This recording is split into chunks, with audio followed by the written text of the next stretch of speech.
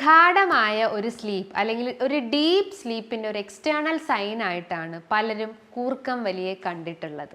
അപ്പോൾ എന്തൊക്കെ കാരണം കൊണ്ടാണ് ഈ കൂർക്കം വലി ഉണ്ടാവുന്നത്? ഇതുമൂലം നമ്മുടെ ശരീരത്തിൽ എന്തെങ്കിലും കോംപ്ലിക്കേഷൻസ് ഉണ്ടാക്കുമോ? എന്തെങ്കിലും ടെസ്റ്റുകൾ ഇതിന് ചെയ്യേണ്ടതുണ്ടോ? ഇതിങ്ങനെ കണ്ടിന്യൂസ് ആയിട്ട് നിന്ന് കഴിഞ്ഞാൽ എന്തെങ്കിലും പ്രശ്നങ്ങൾ ഉണ്ടാവുമോ? ഇത് നമ്മളെ സ്ലീപ്പിനെ ബാധിക്കുമോ? അങ്ങനെ പല ഡൗട്ടുകളും ഉണ്ടാവാറുണ്ട്. ആ ഡൗട്ട് നമുക്ക് ഇവിടെ ഒന്ന് ക്ലിയർ ചെയ്യാം. ഹായ്, ഞാൻ doctor Juhi Das, QNB health കെയറിലെ ഹോമിയോപ്പതിക് ഫിസിഷ്യനാണ്. കൂർക്കം വലി അഥവാ സ്നോറിങ് എന്ന് പറയുന്നത് ഇന്ന് എല്ലാവരിലും തന്നെ കോമൺ ആയിട്ടുള്ള ഒന്നാണ്. അതായത് പുരുഷന്മാരിലാണ് ഏറ്റവും കൂടുതൽ വർദ്ധിച്ചു വരുന്നത്. ഈ ഒരു ബുദ്ധിമുട്ട് കാരണം ഇന്ന് പല രീതിയിലുള്ള ഡിവോഴ്സ് പ്രശ്നങ്ങളിലൊക്കെ ഉണ്ടാവാറുണ്ട്. അപ്പോൾ എന്തുകൊണ്ടാണ് ഈ കൂർക്കം വലി ഉണ്ടാവുന്നത്, അല്ലെങ്കിൽ സ്നോറിങ്ങിൻ്റെ കാരണങ്ങൾ എന്തൊക്കെയാണ്?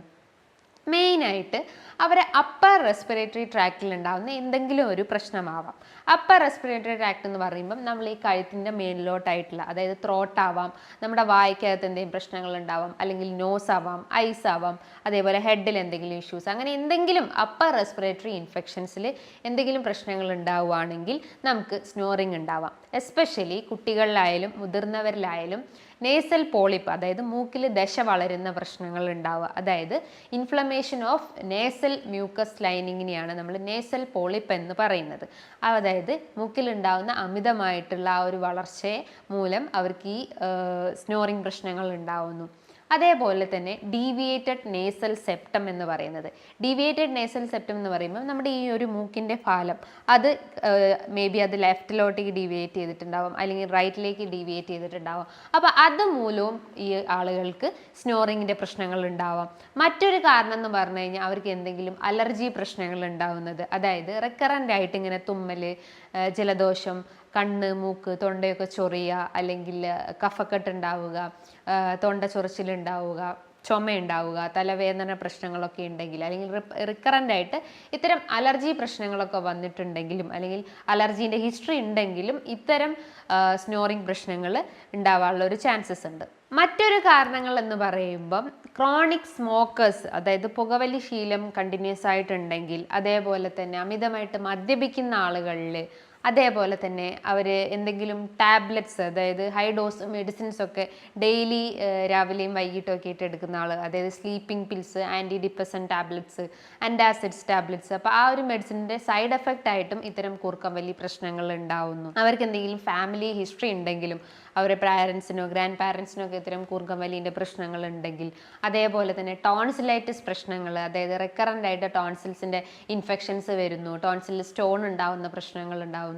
അതേപോലെ തന്നെ അവർക്ക് പെല്ലറ്റ്, അതായത് ഈ ഒരു നമ്മുടെ മൗത്ത് എക്സാമിൻ ചെയ്ത് കഴിഞ്ഞാൽ ഈ ഒരു റീജിയണിലായിട്ട് ഒരു പെല്ലറ്റ് എന്ന് പറഞ്ഞിട്ട് ഒരു സ്ട്രക്ചർ ഉണ്ടാവും. അത് ഭയങ്കര ലാർജായിട്ട് അല്ലെങ്കിൽ വലുതായിട്ടുള്ള ആളുകൾക്ക്, അതേപോലെ തന്നെ റെക്കറൻ്റ് ആയിട്ട് ഇങ്ങനെ അലർജി പ്രശ്നങ്ങൾ, അല്ലെങ്കിൽ റെക്കറൻ്റ് ആയിട്ട് ഇൻഫെക്ഷൻസ് ഒക്കെ വരുന്ന ആളുകളിലും ഇത്തരം കൂർക്കം വലി പ്രശ്നങ്ങൾ വളരെ കോമൺലി കണ്ടുവന്നിട്ടുണ്ട്. നമ്മളൊരു സ്ലീപ്പ് പീരീഡിലായിരിക്കുമ്പോൾ, അല്ലെങ്കിൽ നമ്മൾ ഉറങ്ങി കിടക്കുമ്പോൾ നമ്മുടെ ശരീരത്തിലുള്ള എല്ലാ മസിൽസും ഭയങ്കര റിലാക്സ്ഡ് ആയിരിക്കും, അതായത് അതിൻ്റെ ആക്ടിവിറ്റി വളരെ റെഡ്യൂസ്ഡ് ആണ്. അപ്പം ആ ഒരു റിലാക്സ്ഡ് മൂഡ് ആയതുകൊണ്ട് തന്നെ, അല്ലെങ്കിൽ എസ്പെഷ്യലി ത്രോട്ട് റീജിയണിൽ ഉണ്ടാവുന്ന ആ ഒരു മസിൽസും റിലാക്സ്ഡ് ആയിരിക്കും. അപ്പോൾ ആ ഒരു എയർവേ, അല്ലെങ്കിൽ ആ ഒരു എയർ പാസേജിലൂടെ, അല്ലെങ്കിൽ എയർ കനാലിലൂടെ പാസ് ചെയ്ത് പോകുമ്പോൾ, ജസ്റ്റ് ഒന്ന് ഇമാജിൻ ചെയ്യുക, രണ്ട് എയർ പാസേജിലൂടെ എയർ പാസ് ചെയ്ത് പോകുമ്പോൾ ആ ഒരു ഭിത്തികൾ തമ്മിൽ ജസ്റ്റ് ഒരു കോണ്ടാക്ട് വരും, അല്ലെങ്കിൽ ഒരു ടച്ച് ഉണ്ടാവും. അപ്പോൾ അതുമൂലം, അല്ലെങ്കിൽ അതിലുണ്ടാവുന്ന ഒരു വൈബ്രേഷനാണ് ഈ സ്നോറിങ് എന്ന് പറയുന്നത്.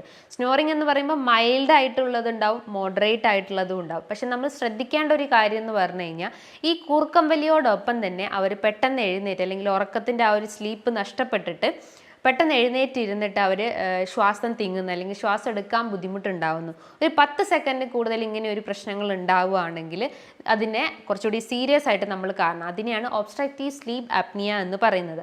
അതായത് നമ്മളെ ത്രോട്ട് മസിൽസ്, അല്ലെങ്കിൽ ത്രോട്ട് റീജിയനിലൊക്കെ കൂടുതലായിട്ടും ഫാറ്റ് ഡിപ്പോസിഷൻസ് ഉണ്ടെങ്കിൽ, അല്ലെങ്കിൽ അമിത വണ്ണമുള്ള ആളുകളിലൊക്കെ ഇത്തരം സിംറ്റംസ്, അല്ലെങ്കിൽ ഇത്തരം കണ്ടീഷൻസ് വന്നിട്ടുണ്ട്.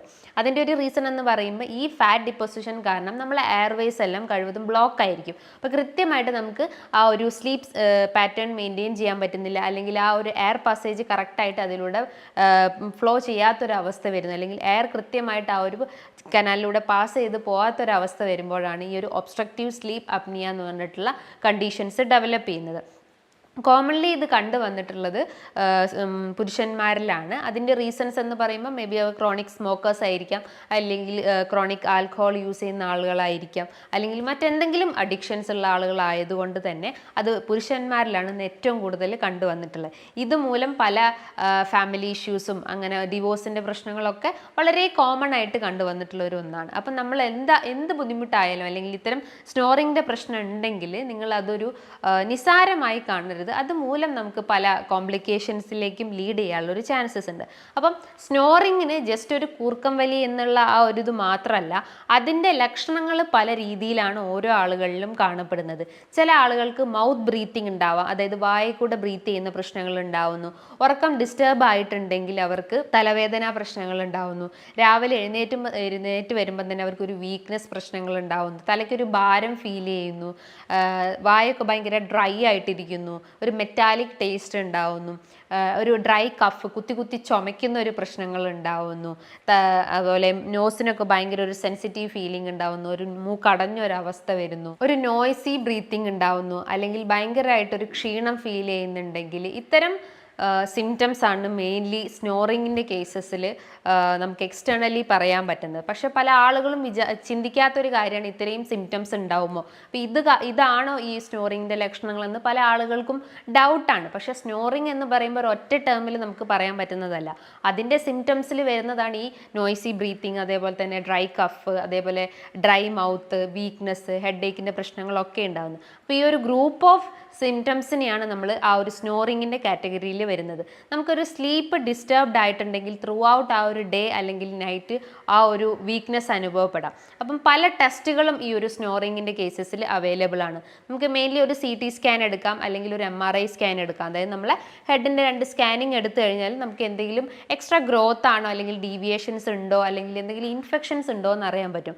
അതേപോലെ തന്നെ കുറച്ചുകൂടി അഡ്വാൻസ്ഡ് ആയിട്ടുള്ള ഒരു സ്റ്റഡിയാണ് പോളിസോംനോഗ്രഫി എന്ന് പറഞ്ഞാൽ നമ്മൾ ഒരു സ്ലീപ്പ് സൈക്കിൾ മെയിൻറ്റെയിൻ ചെയ്യുക, അല്ലെങ്കിൽ ത്രൂ ഔട്ട് ഒരു ഹോസ്പിറ്റലിൽ ഒരു സ്ലീപ്പ് സൈക്കിൾ മെയിൻറ്റെയിൻ ചെയ്തിട്ട് ആ ഒരു ടൈമിൽ നമ്മളെ പൾസ് റേറ്റ്, അതേപോലെ തന്നെ ഓക്സിജൻ ലെവല്, ബ്ലഡ് പ്രഷറിൻ്റെ ലെവല്, അതേപോലെ നമ്മളെ ഹാർട്ട് റേറ്റ്, അങ്ങനെ പല നമ്മൾ ആ ഒരു വൈറ്റൽ സൈൻസ് എല്ലാം എക്സാമിൻ ചെയ്യും. ആ ഒരു ടൈം പീരീഡിൽ നമുക്ക് എന്തെങ്കിലും വേരിയേഷൻസ് ഉണ്ടോ, അല്ലെങ്കിൽ ബ്രീത്തിങ് പാറ്റേൺ റെഡ്യൂസ്ഡ് ആയിട്ടുണ്ടോ എന്ന് ആ ഒരു സ്റ്റഡിയിലൂടെ നമുക്ക് അറിയാൻ പറ്റുന്നതാണ്. ഞാൻ നേരത്തെ പറഞ്ഞിട്ടുള്ള ഒബ്സ്ട്രക്റ്റീവ് സ്ലീപ്പ് അപ്നിയ, അതായത് സ്നോറിങ്ങിൻ്റെ ഒരു എക്സ്റ്റേണൽ അല്ലെങ്കിൽ ഒരു കോംപ്ലിക്കേഷൻസിലേക്ക് നമുക്ക് പറയാം ഈ ഒബ്സ്ട്രക്റ്റീവ് സ്ലീപ്പ് അപ്നിയ എന്ന് പറഞ്ഞാൽ. അതായത് നമ്മൾ ഉറങ്ങിക്കൊണ്ടിരിക്കുമ്പം പെട്ടെന്ന് എഴുന്നേറ്റ് ഇരിക്കുക, എന്നിട്ട് ശ്വാസത്തിന് വേണ്ടി ഇങ്ങനെ ഒരു ക്രേവിങ് ഉണ്ടാവുക, അല്ലെങ്കിൽ ശ്വാസം എടുക്കാൻ ബുദ്ധിമുട്ടുണ്ടാകുന്നു. അതൊരു 10 സെക്കൻഡിൽ കൂടുതൽ നിൽക്കുകയാണെങ്കിൽ അതൊരു ഡേഞ്ചർ സൈനാണ് നമുക്ക് മനസ്സിലാക്കാം. അപ്പോൾ അത് വരാനുള്ള കാരണങ്ങൾ, അല്ലെങ്കിൽ സ്നോറിങ് വരാനുള്ള കാരണങ്ങൾ എന്താണോ അത് നമ്മൾ ആദ്യം ക്ലിയർ ഔട്ട് ചെയ്യാൻ ശ്രമിക്കുക. അതായത് ഡീവിയേറ്റഡ് നേസൽ സെപ്റ്റം ആണെങ്കിൽ, അല്ലെങ്കിൽ പോളിപ്പോ, അല്ലെങ്കിൽ എന്തെങ്കിലും ഇഷ്യൂസ് ഉണ്ടെങ്കിൽ അത് ആദ്യം നമ്മൾ ക്ലിയർ ഔട്ട് ചെയ്യാൻ ശ്രമിക്കുക. സ്നോറിങ്ങിൻ്റെ ഒരു മാനേജ്മെൻറ്റ് പാർട്ട് എന്ന് പറയുമ്പം നമ്മൾ ശ്രദ്ധിക്കേണ്ട ഒരു കാര്യം എന്ന് പറഞ്ഞു കഴിഞ്ഞാൽ ആദ്യം നമ്മൾ ആ റൂട്ട് കോസ് ഉണ്ടെങ്കിൽ അത് ആദ്യം ക്ലിയർ ഔട്ട് ചെയ്യാൻ ശ്രമിക്കുക. അതായത് അമിത വണ്ണമൊക്കെ ഉള്ള ആളുകളാണെങ്കിൽ വെയിറ്റ് റെഡ്യൂസ് ചെയ്യുന്നുള്ള ആക്ടിവിറ്റിയിൽ ഇൻവോൾവ് ചെയ്യാൻ ശ്രമിക്കുക. ഇനിയിപ്പോൾ തൈറോയിഡിൻ്റെ ഇഷ്യൂസ് ഉള്ള ആളുകൾക്കും ഇത്തരം സ്നോറിങ് പ്രശ്നങ്ങൾ കണ്ടുവന്നിട്ടുണ്ട്. അതിൻ്റെ ഒരു കാരണം എന്ന് പറഞ്ഞു കഴിഞ്ഞാൽ തൈറോയിഡിൽ ഉണ്ടാകുന്ന ഒരു എക്സ്ട്രാ ഒരു സ്വെല്ലിങ്, അല്ലെങ്കിൽ അതിനെയാണ് ഗോയിറ്റർ എന്ന് പറയുന്നത്. അതായത് നമ്മളെ നെക്കിൽ ഉണ്ടാവുന്ന തൈറോയിഡ് സ്വെല്ലിങ്ങിനെയാണ് ഗോയിറ്റർ എന്ന് പറയുന്നത്. അതുമൂലവും നമ്മൾ ആ ഒരു എയർ പാസേജ് ഒബ്സ്ട്രക്റ്റഡ് ആവും. അപ്പോൾ അതുമൂലം നമുക്ക് ഈ ഒരു സ്നോറിങ് പ്രശ്നങ്ങൾ ഉണ്ടാവുന്നു, ബ്രീത്തിങ് ഡിഫിക്കൽറ്റി ഉണ്ടാവുന്നു. അപ്പോൾ തൈറോയിഡിൻ്റെ കോസ് എന്താണ് അത് ആദ്യം ക്ലിയർ ഔട്ട് ചെയ്യാൻ ശ്രമിക്കുക. അതേപോലെ തന്നെ നിങ്ങൾക്ക് എന്തെങ്കിലും അഡിക്ഷൻസ് ഉണ്ടെങ്കിൽ, അതായത് ആൽക്കഹോൾ, സ്മോക്കിംഗ്, അങ്ങനെ എന്തെങ്കിലും ഹാബിറ്റ്സ് ഉണ്ടെങ്കിൽ അത് റെഡ്യൂസ് ചെയ്യാൻ ശ്രമിക്കുക. അതേപോലെ നിങ്ങൾ ഉറങ്ങുന്ന പൊസിഷൻസും ഇതിനെ വളരെയധികം ഡിപ്പെൻഡ് ചെയ്യുന്നുണ്ട്.